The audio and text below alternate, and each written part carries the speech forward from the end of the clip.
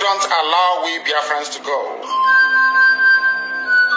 that zoological republic called Nigeria will be a worse place than Somalia, and today it is happening. And if you have not applied for your Somalian visa, please try and do so. Should I say Somali visa?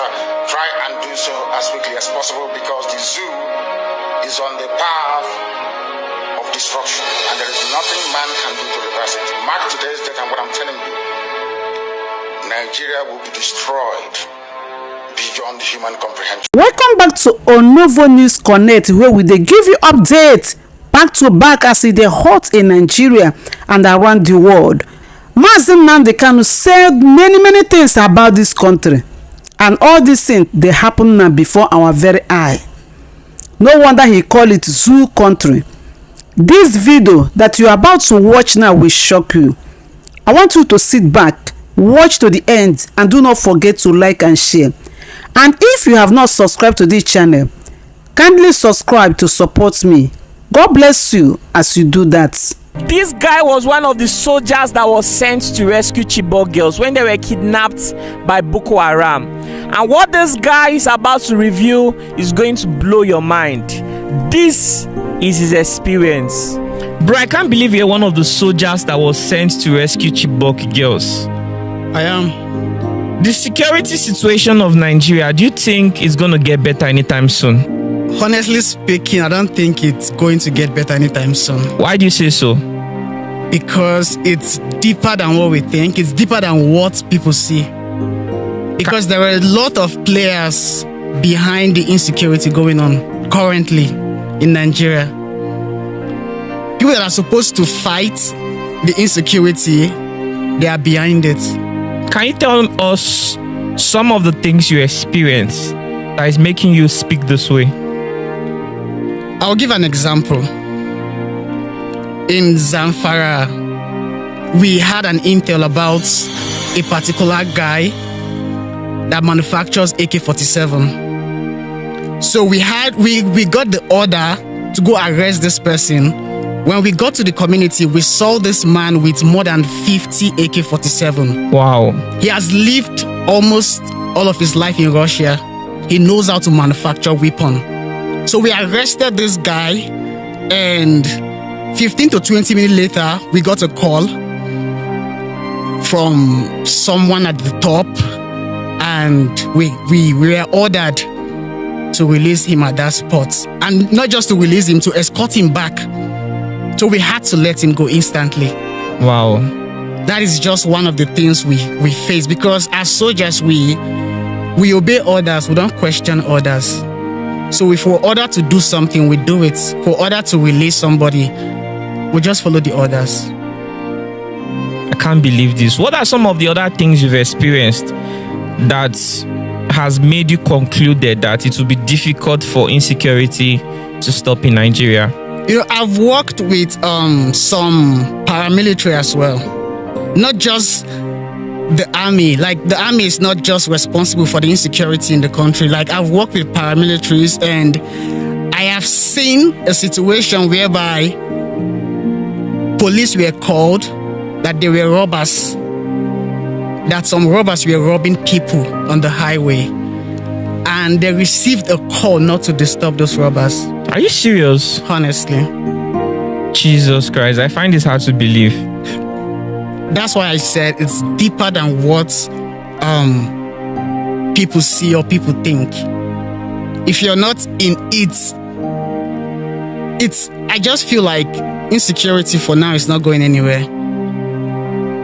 And sorry to say, it might be getting worse, because nobody is doing anything about it. Kidnappers, they're being paid ransom. Armed robbers, even if they get caught, they'll be released. The system, not just the system, is corrupt. The system is corrupt. The system is just so corrupt. Wow, this is really crazy. So, tell us about your experience with the Chibok girls. I'll say it's a nightmare, because we lost some good people, some good soldiers. When we went to rescue those Chibok girls, this particular place was Damboa. So we went there and already they knew we were coming. So some of them dashed, they ran away. And the ones that we met, we exchanged fire with them. At some point, they tried using the women as cover. As shield. As shield, because they know we will not engage.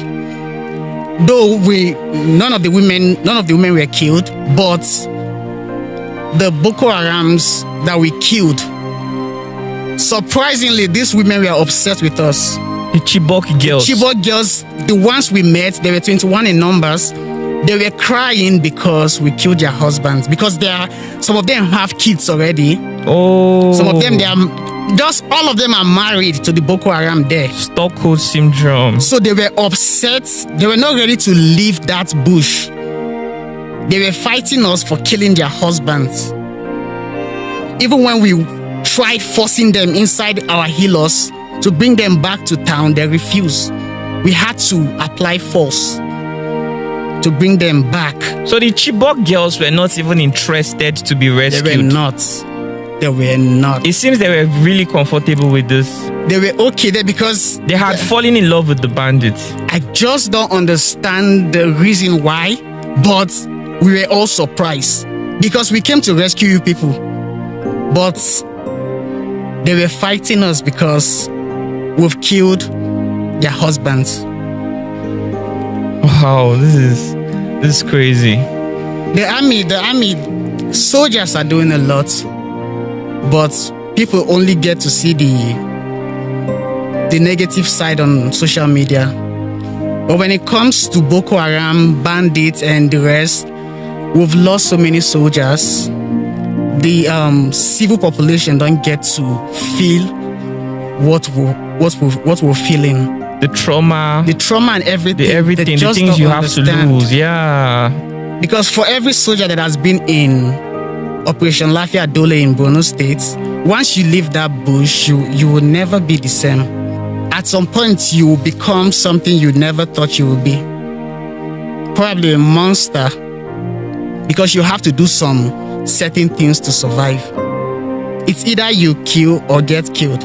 As long as you're posted to Borno State, that's just the only option you have.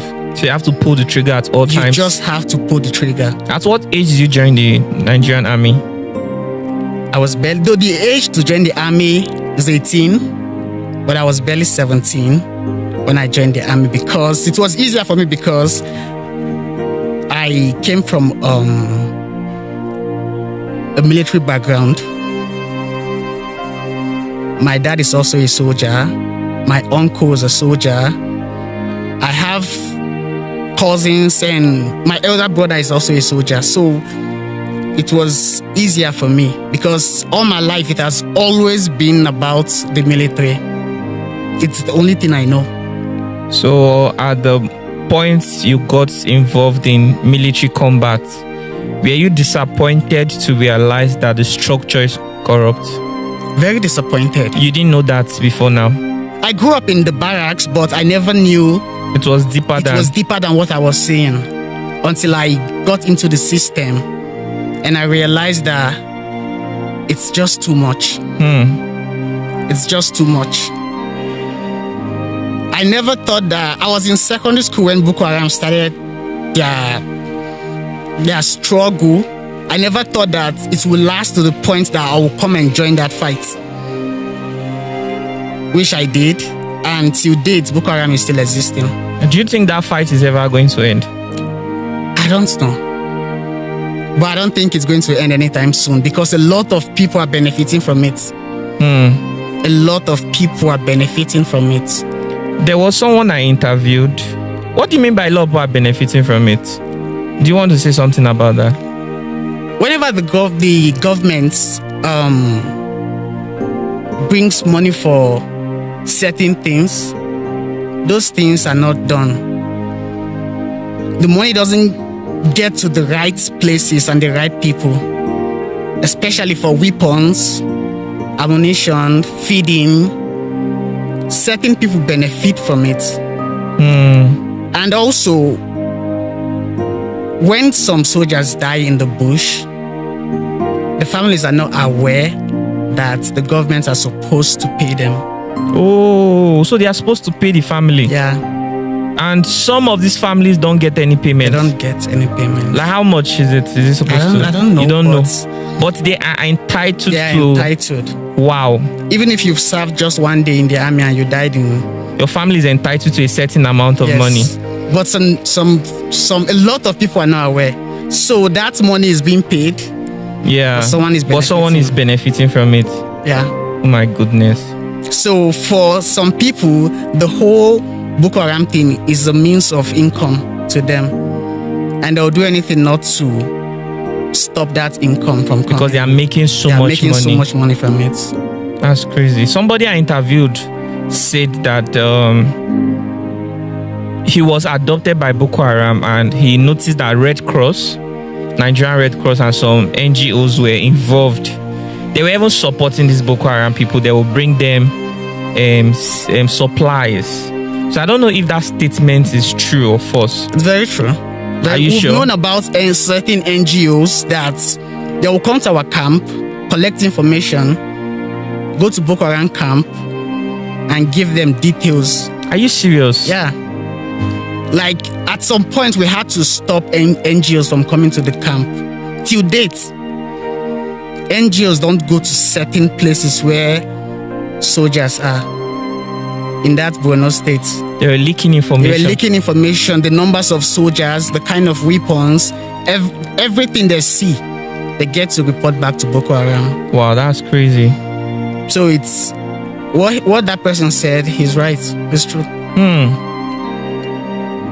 And it's possible these NGOs are making so much money too. Yeah, From this insurgency. they are making money from it too.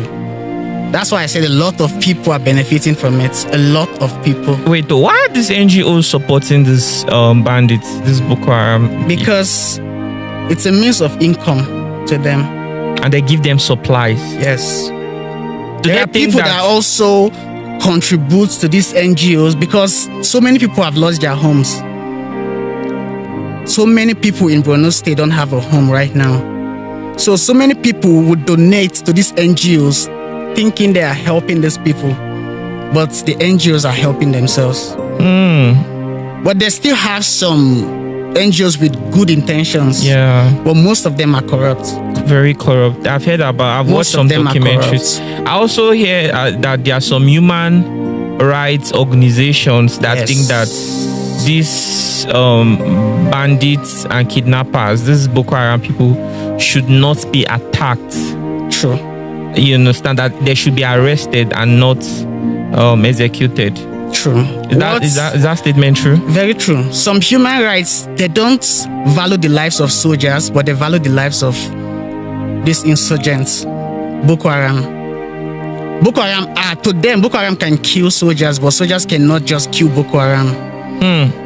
That is the reason why a certain human rights, they sued the army because they felt like the army was killing Boko Haram unjustly. They've sued the army entirely, the chief of army staff. Like, they just feel like soldiers are supposed to not harm these terrorists. We should arrest them and they should follow the proper channel, which they don't. Because we've seen cases where you will arrest somebody and the person will come back in a week later with a fresh attack. And most of the time, we don't go to their camp. They come to our camp. They come to our camp. They launch the attack most of the times.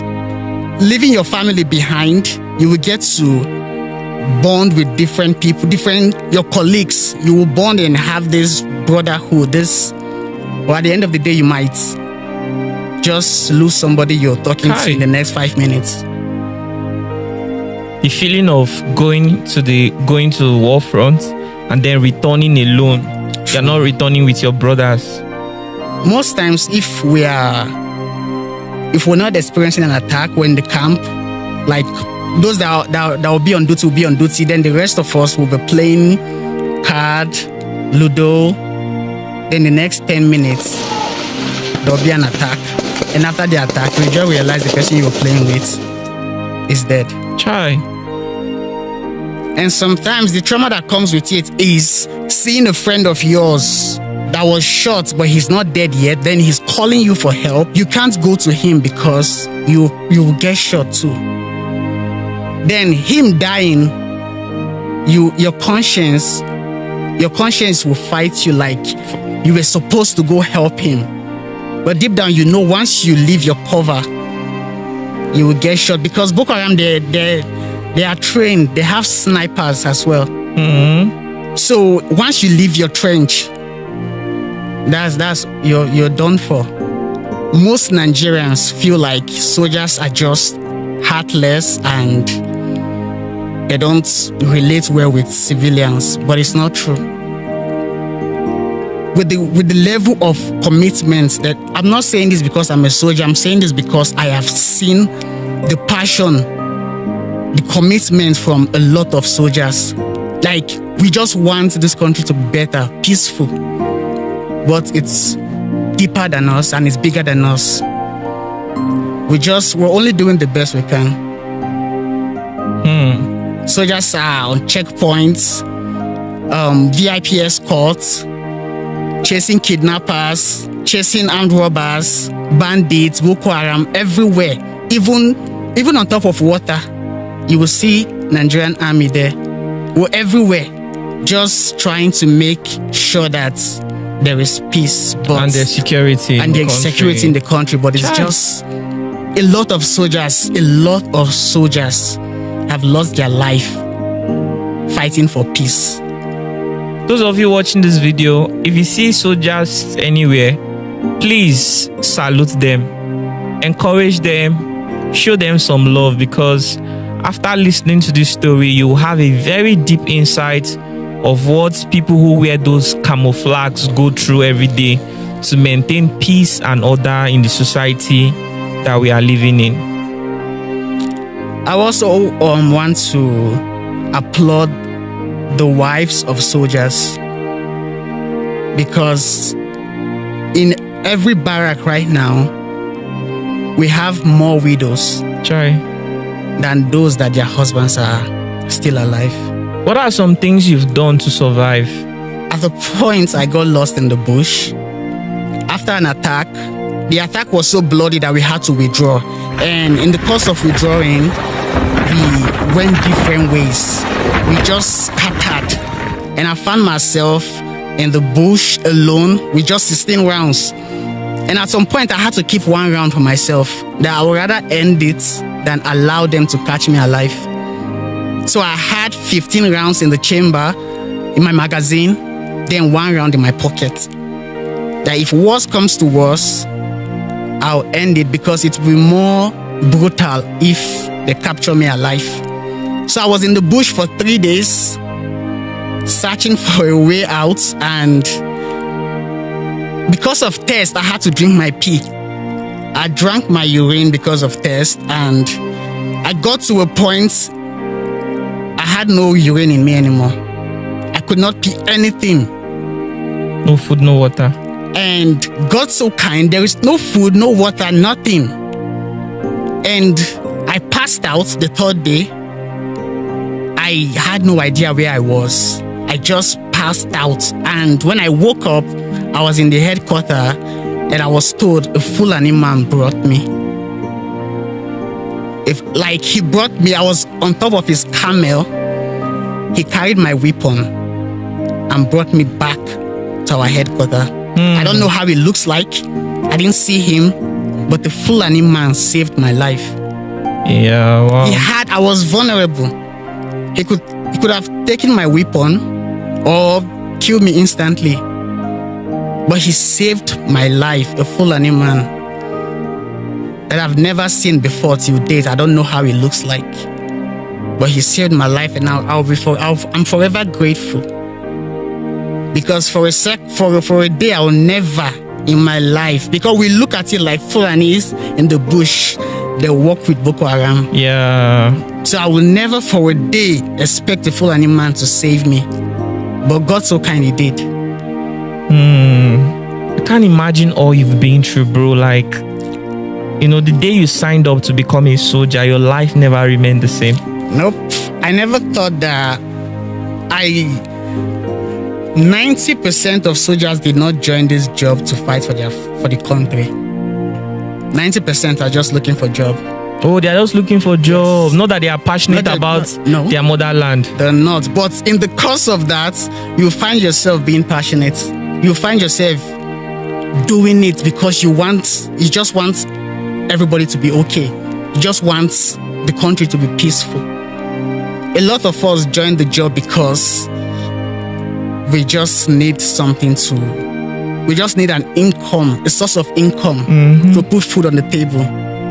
Because no sane person will choose to do this job because they love this job. There is nothing to love about dying. We know if a building is on fire and you will see somebody giving an order to soldiers to go in, and you can't question that order. Where fighting is heavy, that is where they push us to. And we have to do it. That is how bad it is. We have to do it, or else some innocent people will die. So most of the time we lay down our lives for these people without them knowing.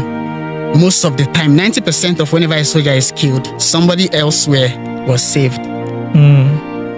But people don't get to see that part.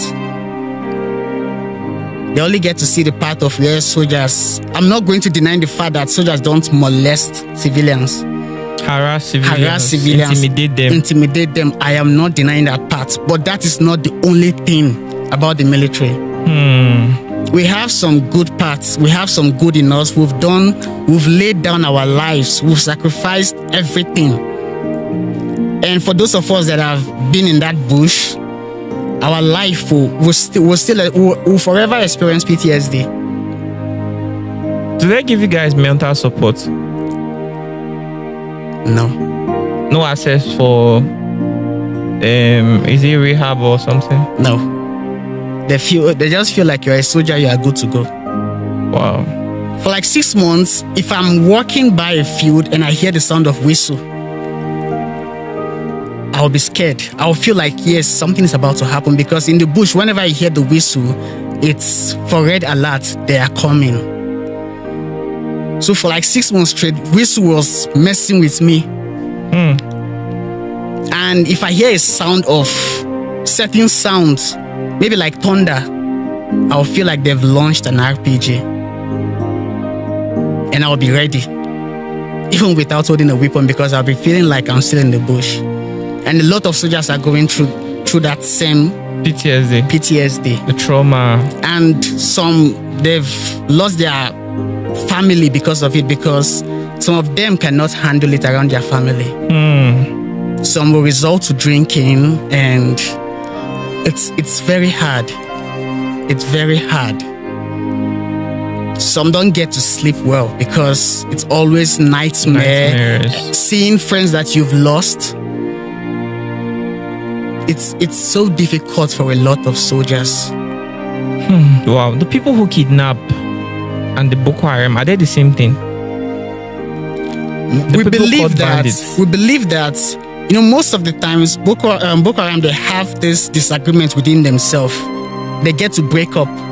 Why some will go to another state and form a different thing. Those ones we call bandits. They will leave Borno states, go to other states like Zamfara, Kaduna, Bauchi, and all those northern area, and start kidnapping people for money. Boko Haram, they don't kidnap for money. They don't call for ransom. But bandits, once you break from that group, you're no longer funded. You need to create your own funds. So they just dive into kidnapping, collect ransoms, and the way it's going, we think that some of these bandits are now being funded. Some of them are now being funded because you can as a Nigerian, you can commit a crime. It will be very easy to track you. But it's difficult to track a bandit. Tracking of bandits is not the job of the military. Tracking of people is not the job of the military. Whose job is that? They know themselves. They know it's their job. and they don't do it because I guess it's bigger than them too. That is the reason why currently you see bandits coming on TikTok on live video, do giveaway, flaunting their weapons, and nothing will happen to them. But as a regular citizen, just come online and say something off, you'll be tracked and arrested. Like there was a guy who named his dog Buhari. Yes, he was arrested. He was arrested all the way from Anambra State, right? Yes. Even there was a northern guy that said something about Buhari's wife, that she's getting fat, she's enjoying Nigerians' money. He was arrested that same day. That same day. That same day. So for Boko Haram from bandits to come on live video, be doing giveaway, flaunting their weapon, flaunting cash, insulting the president, and still nothing happens, that means the system is messed up. Crazy. That's just the height of it. It's a slap to the country. The system is just corrupt. Wow. In fact, I don't even know what to say. We've said a lot, and this is really overwhelming. I wasn't even expecting such. I know that there are so many other things you want to talk about, but they are just too sensitive. Too sensitive. That you can't even begin to talk about them. Like there was something you told me behind the scenes, and I don't even want to talk about it here because I spoke to my lawyer and he advised us not to talk about it here. If we were to talk about it, Jesus Christ, I am not sure some of you watching this video will be comfortable anymore. So it's best not to even bring it up. Wow, this is really crazy. And we have a lot of corrupt people in this country. A lot. Because we've had names, we've had requests from certain people not to touch certain people. And you will just be wondering why. But you can't do anything about it. Because as discipline is the bedrock of the military. You have to obey any order. So you don't get to question why you have to release this person. We don't prosecute, we only hand over to police. But we know the outcome. Once we hand over suspects to police, we know the outcome. For watching, bye.